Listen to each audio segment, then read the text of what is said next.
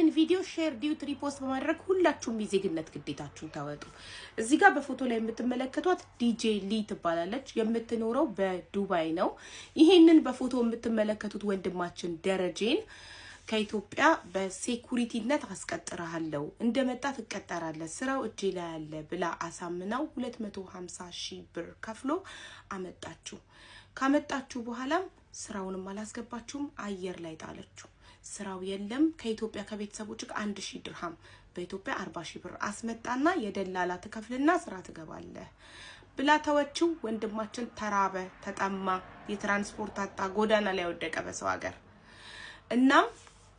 ትናንትና እኔ ቤት መጥቶ አዝኖ በጣም ችግሩን ነገረን ራበኛለ ኢማጂን በሰው ሀገር ምግብ ራሱ መስጊድ ተሰልፎ ነበር ምግብ ሲበላይ ነበር እሱንም ረመዳን ስለሆነ ረመዳን ባይሆን መስጊድ ውስጥ ምግብ አይሰጥም እና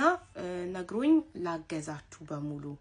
እጅግ በጣም አርጌ ያመሰግናለሁ አዶት $100 አንድ አማራ €100 ሰክሰስ $100 ኤልሳቤት $100 የምስራች $100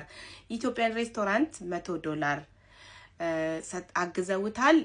እና ሳራ አልሐበሻ ደግሞ ስራ ልታስገባውና ስራም ካልተገኘ በሷ ወገኖች አሰባስባ ኢቃማን መኖሪያ ፍቃድ እንደምታሰራለት ቃል ገብታልናለች ሳርዬ ደግሞ ቃሏን አክባሪና ታደርጋለች ሃኒ ፋሽን አስቤዛ ታደርግለታለች መሲ ብሪጅስቶን ልብሶች ገዛዝቼ በድራይቨር ወስድለታለሁ ብላለች ወስዳዋለችም እሷ ጋር ዛሬ ፎቶ ልካልኛለች WhatsApp ላይ ኤምኬ ደግሞ ቤት አፈላልግለታለሁ ብሏል እጅግ በጣም አርጌ ያመሰግናለሁ ውዶቼ